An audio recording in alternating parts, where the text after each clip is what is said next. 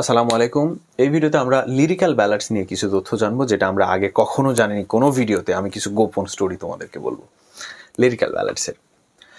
আগে লিরিক্যাল ব্যালাডস নিয়ে কিন্তু আমরা জানবো প্রিফেস টু লিরিক্যাল ব্যালাডস নিয়ে, সাথে আবার শুধু লিরিক্যাল ব্যালাডস নিয়ে একটু জানবো। শুধু লিরিক্যাল ব্যালাডস হচ্ছে মূলত একটা রোমান্টিক বই, যে বইটা মূলত এই যে রোমান্টিক এই যে লেখা সবচেয়ে প্রথম বই, এবং রোমান্টিক স্টাইলে যে লেখালেখি সেটা সূচনা শুরু হয় এই লিরিক্যাল ব্যালাডস দিয়ে। এটা লিখেছিল কে? এস.টি. কলরিজ এবং উইলিয়াম ওয়ার্ডসওয়ার্থ, দুই বন্ধু মিলে লিখেছিল। এস.টি. কলরিজ এখানে মাত্র 4টে কবিতা লিখছিল, বাকি সব কবিতা লিখছিল হচ্ছে ওয়ার্ডসওয়ার্থ। অনেক ভালো ভালো কবিতাগুলো। সেগুলোর বৈশিষ্ট্য কেমন ছিল? সেগুলো ছিল হচ্ছে মূলত এর আগের সময় যে কবিতাগুলো লেখালেখি করা হতো, সেই কবিতাগুলো সাধারণত ছিল একটু হাই ক্লাস পিপলদের নিয়ে লেখা, একটু কঠিন ভাষা, সেখানে শব্দ চয়ন লেখালেখির আগে ওয়ার্ডসগুলো ছিল হচ্ছে কঠিন ওয়ার্ড, নর্মাল ওয়ার্ড নিয়ে লিখতো না। শিক্ষিত মানুষ ছাড়া বুঝতো না। সাধারণ ইংল্যান্ডের মানুষ বা ওই সময়কার সাধারণ মানুষগুলো এটা পড়ে বুঝতো না, এত কঠিন ভাষা দিয়ে লিখতো। ঠিক আছে? তো এই স্টাইলটাকে, মানে ওই প্রাচীন স্টাইলটাকে আমাদের এস.টি. কলরিজ এবং তার ফ্রেন্ড ওয়ার্ডসওয়ার্থ মনে করে যে না, ওইভাবে লেখালেখি করবো না, আমরা নতুন স্টাইলে লিখবো, আমাদের বইয়ের নাম দিব লিরিক্যাল ব্যালাডস, এবং এখানে লিরিক পোয়েট্রিজ থাকবে, ব্যালাডসও আছে। তো সেই পোয়েট্রিগুলোর তোমার সাবজেক্ট ম্যাটার থাকবে হচ্ছে rustic peoples with rustic language. We will compose the poetry with rustic language. এখন রাস্টিক মানে কি? রাস্টিক ল্যাঙ্গুয়েজ, রাস্টিক পিপল মানে কি? রাস্টিক বলতে বুঝেছে গ্রাম্য, এটা বইয়ের ভাষা। গ্রাম্য মানুষের গ্রাম্য ভাষায় লেখা থাকবে। তারপর ওনারা আবার বলছিল with filtering slang or abuses, এই আজে বাজে গালিগালাজ তো আবার গ্রামের মানুষ করে, ওই ওয়ার্ডগুলোকে ফিল্টার করে বাদ দিয়ে আমরা কবিতার মধ্যে গ্রাম্য মানুষের নর্মাল ভাষায় লিখবো, আমরা কঠিন ভাষা নিয়ে লিখবো না। সাবজেক্ট ম্যাটার কি থাকবে? গ্রামের নর্মাল মানুষ। তো এটা নিয়ে ওনারা হচ্ছে লিরিক্যাল ব্যালাডস বই লেখার পরে ওনাদের হঠাৎ করে মনে হয় যে ভাই, লিরিক্যাল ব্যালাডস বই তো লিখলাম, এটা আবার লোকজন কিনবে তো। সেই জন্য লিরিক্যাল ব্যালাডসের বিজ্ঞাপন স্বরূপ ওনার একটা বই লেখে, প্রিফেস টু লিরিক্যাল ব্যালাডস। একবার তো পাবলিশ করে, সেই বইয়ের মধ্যে লেখে যে কবিতা হওয়া উচিত আসলে এরকমই কঠিন সঠিন ওই সমস্তভাবে থাকলে তো ওটা তো কবিতা হইল না। সাধারণ মানুষ পড়ে যদি হৃদয় ছুঁয়ে নাই যেতে পারে, তাহলে আর কেমন হইল? ঠিক আছে? উনি একটা কথা বলছিল যে বার্মিংহাম হলের বর্ণনা দেওয়ার চাইতে এমন যদি কিছুর বর্ণনা দেওয়া হয় যেটা ইনফ্যাক্ট ডাজেন্ট এক্সিস্ট, যেটার অস্তিত্বই নেই, সেটা বরং মানুষের হার্ট টাচ করে। উদাহরণস্বরূপ ভালোবাসা নিয়ে বর্ণনা। প্রশ্নোত্তর সহ সব ভিডিও ক্লাস একত্রে পেতে চাইলে আমার কোর্সটি নিয়ে নাও। কোর্স নিতে টেক্সট বা মেসেজ করো এক্ষুনি। আমার হোয়াটসঅ্যাপ এবং ফেসবুক আইডি নিচে দেওয়া আছে, আমাকে জাস্ট মেসেজ করলেই হবে। তারপর সৌন্দর্য নিয়ে বর্ণনা, কোনো বিল্ডিংয়ের বর্ণনা দিলে ওটা মানুষের হৃদয় টাচ করে না, সেটা কথা না।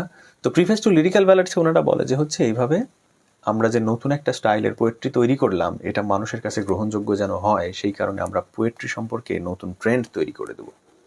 সেই ট্রেন্ডের মধ্যে ওরা দেখিয়ে দিয়েছে পোয়েট্রি কেমন হওয়া উচিত। পোয়েট্রির ওনারা একটা নতুন সংজ্ঞা দেয়, যেটা আমরা সবাই জানি। Poetry is the spontaneous overflow of powerful feeling recollected in tranquillity. তোমরাই ভালো জানো এটা। তো এটার যদি অর্থ বোঝায়, উনি বলছে যে আমরা কোনো একটা জিনিস দেখবো, এক্সপিরিয়েন্স করব, পরে যখন আমরা শান্ত মস্তিষ্কে বসে থাকবো, আমাদের যে মনের মধ্যে যে একটা ইমোশনের ওভারফ্লো হবে, সেটাকে লিখলেই হবে পোয়েট্রি। চিন্তা ভাবনা করে কে কি করছে, নষ্টামি করছে, বাজে কাজ করছে, রাজাকে পচাতে হবে, এইটা চিন্তা করে লেখালেখি করলে ওটা পোয়েট্রি হলো না। অর্থাৎ আগের কালে যে পোয়েট্রিগুলো লেখা হয়তো ওগুলাকে পোয়েট্রি বলতেই নারাজ আমাদের এই দুই লেখক। তো এদের লেখালেখি দেখার পরে অন্যান্য লেখকরা এই ট্রেন্ডগুলোকে ফলো করে। তো এটা মোটামুটি প্রিফেস টু লিরিক্যাল ব্যালাডস। এর সাথে আমি তোমাদের একটু বায়োগ্রাফি আর লিটারেরির একটু ধারণা দিই। এই বইগুলো লেখার সময় প্রিফেস টু লিরিক্যাল ব্যালাডস মূলত ওয়ার্ডসওয়ার্থ, মানে ওনার নিজের লেখা। তো লিরিক্যাল ব্যালাডস বইটা লেখার সময় এই এস.টি. কলরিজ এবং ওয়ার্ডসওয়ার্থের ভালো একটা মিল হয়ে যায়। মিল কি, ওরা তো এমনিতেই বন্ধু, বাড়িতেও যাতায়াত করতো। তো কলরিজের সাথে ওয়ার্ডসওয়ার্থের বোনের, ওনার নাম আমার মনে নেই, এটা বইয়ের মধ্যে পাবেন, আমি কোথাও একটা পেয়েছিলাম, সম্ভবত ওনার নাম ডোরথি অথবা লুসি পোয়েমস আছে, লুসি হবে না, যাই হোক, নামটা আমি মনে নেই, আমি বলতেছি না। তো এই বোনের সাথে প্রেম হওয়ার পরে বিয়ে করতে চায়, বিয়ে করার একটা প্রস্তাব দেয়। তো সেই বিয়েটির মেনে নেয় না আসলে ওয়ার্ডসওয়ার্থ। আরও বেশ কিছু ঝামেলা হয় তাদের মধ্যে। ঝামেলা হওয়ার মধ্যে তাদের বন্ধুত্বটাও আসলে নষ্ট হয়ে যায়। নষ্ট হয়ে যাওয়ার পরে এস.টি. কলরিজ চিন্তা করে যে এই যে নতুন একটা ট্রেন্ড নিয়ে তৈরি করা হয়েছে লিরিক্যাল ব্যালাডস বই, সেটার আবার জন্য প্রিফেস টু লিরিক্যাল ব্যালাডসে একবার লেখা হয়নি, 5 বার লেখা হয়েছে। একবার লেখা হয়, ভালোই ফেমাস হয়, সেটাকে আবার এডিট করে সেকেন্ড এডিশনে আবার লেখে, নতুন করে আবার preface to lyrical ballads publish করে, এভাবে 5 বার করে।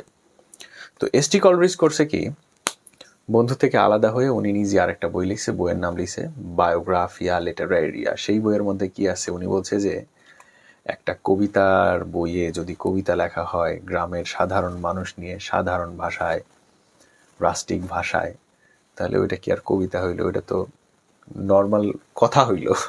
ঠিক আছে, মানে উনি হচ্ছে ওয়ার্ডসওয়ার্থের মানে একদম মার্কেট নষ্ট করে দিবে। তারপর প্রিফেস টু লিরিক্যাল ব্যালাডসে কবির যে সংজ্ঞাগুলো দেওয়া হয়েছে, যে কবি কেমন থাকবে, আমরা সেটা প্রশ্নের মধ্যে পড়ব। বায়োগ্রাফিয়া লিটারেতে উনি আবার বলছে যে কবি হবে ডিরেক্ট এর উল্টা, অপোজিট। কবিতা কেমন হবে, এখানে দেখা যাচ্ছে নর্মাল ভাষায় সেই থাকবে, কোনো ডিকশন থাকবে না, কোনো ধরনের শব্দ চয়ন থাকবে না, উচ্চমার্গীয় নিম্নমার্গীয় বলে কথা নেই, মাথার মধ্যে যেটা আসবে সেটাই লিখতে হবে, তাহলেই হবে কবিতা, স্পন্টানিয়াস ভাবে। এস.টি. কলরিজ ওখানে বলছে যে যদি মাথার মধ্যে যা আসে সেটাই লিখিস, তাহলে ওটা লেখার কি দরকার হইলো? মানে উনি সম্পূর্ণ একদম অপোজিট কিছু ধারণা দিয়ে দিছে বায়োগ্রাফি লিটারেরি বই থেকে। তো এটা মজার জন্য জাস্ট বললাম, বায়োগ্রাফি আর লিটারেরি সম্পর্কে আমরা বিস্তারিত ওই চ্যাপ্টার পড়ার সময় জানবো। আর আরেকটা তোমাদের মজার জন্য কথা বলি, ইমাজিনেশন, কল্পনা। কল্পনা শব্দটাকে প্রিফেস টু লিরিক্যাল ব্যালাডসে আমাদের উইলিয়াম ওয়ার্ডসওয়ার্থ খুবই ব্যবহার করছিল। বলছিল যে কবিতা লেখার যে মূল যে জিনিসটা সেটাই হচ্ছে ইমাজিনেশন, কল্পনা। একটা জিনিস দেখলাম, সরাসরি এটাকে লিখে দিলাম, no, it's not a poetry, you have to imaginate it with your creative mind. তোমার ক্রিয়েটিভ মাইন্ড দিয়ে এই জিনিসটাকে ইমাজিনেশন করে নতুন কিছুকে তৈরি করতে পারো, নতুন কিছু তৈরি করতে হবে। যেটা দেখছো সেটাকে নতুন করে একটা ক্রিয়েটিভ জিনিসে তৈরি করে লিখতে হবে, এই হচ্ছে ইমাজিনেশন। তো ইমাজিনেশন শব্দটা তো ওয়ার্ডসওয়ার্থ লিখে ফেলছে, ব্যাখ্যা করে দিছে। আমাদের এস.টি. কলরিজ ওকে ডিফেন্ড করবে বা ওকে ভুল প্রমাণ করবে, বলছে না, যে জিনিসটা বলা দরকার ছিল বা যে জিনিসটা থাকা দরকার ছিল সেটা হচ্ছে ফ্যান্সি। কি ছিল? ফ্যান্সি। ফ্যান্সি ওয়ার্ডটা তখনকার দিনে খুব একটা ফেমাস ছিল না, এটাকে পপুলার করেই হচ্ছে আমাদের লেখকের বন্ধু অর্থাৎ এস.টি. কলরিজ। এবং উনি ফ্যান্সি মানে ইমাজিনেশন ব্যবহার করা যাবে না, কি ব্যবহার করতে হবে তাহলে ফ্যান্সি। তাহলে ফ্যান্সি কি ভাই? উনি ফ্যান্সি নিয়ে আমাদেরকে বিরাট একটা ডেফিনিশন দিছে, এই হচ্ছে ফ্যান্সি। ফ্যান্সির সাথে ইমাজিনেশনের পার্থক্য কি? এই হচ্ছে পার্থক্য। সেটা নিয়ে আমাদের প্রশ্ন আছে, পড়লে দেখবা যে মানে উনি আসলে কি পরিমাণ জিনিয়াস একটা মানুষ। তার বন্ধুকে মানে ভুল প্রমাণ করার জন্য উনি নতুন একটা টার্ম আবিষ্কার করছে, সেটা নিয়ে এমন লজিক দিছে ভাই, এমন লজিক দেওয়া হয়েছে যে পরবর্তীতে খেয়াল করো, যদি তোমরা বা জনগণ, আমরা না আসলে ওই সময়কার জনগণ যদি বায়োগ্রাফি আর লিটারারিকে যদি বাস্তব মনে করে বা সঠিক মনে করে, তাহলে তারা এই লিরিক্যাল ব্যালাডসটাকে কিন্তু অ্যাভয়েড করবে। লোকজন ওটাকে ফেমাস মনে করবে না বা ওটাকে সেরকম থাকবে না আর কি।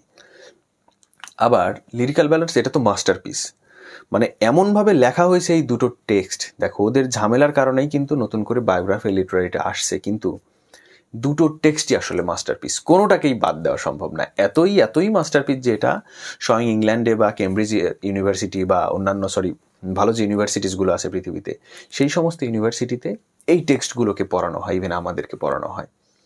ঠিক আছে, ইংলিশ লিটারেচারের কিন্তু মেইন যে টেক্সটগুলো তার মধ্যে কিছু এই টেক্সটগুলো। তো দেখো আসলে জ্ঞানী মানুষের ঝগড়াঝাটি বা ঝামেলা করার মাধ্যমে যেগুলো তৈরি হয় সেগুলোও কিন্তু জ্ঞান। তো এই ঝগড়াঝাটি না করলে আমাদের একটা বই কম পড়তে হতো। যাই হোক, তো আমরা প্রিফেস টু লিরিক্যাল ব্যালাডসের মোটামুটি একটা বেসিক ধারণা পেয়ে গেলাম। যে টপিক থেকে প্রশ্ন আছে সেগুলো আমরা নিচের ক্লাসগুলোতে ডিসক্রাইব করব, আমরা আলোচনা করব। তো আজকের ভিডিও পর্যন্তই, আল্লাহ হাফেজ।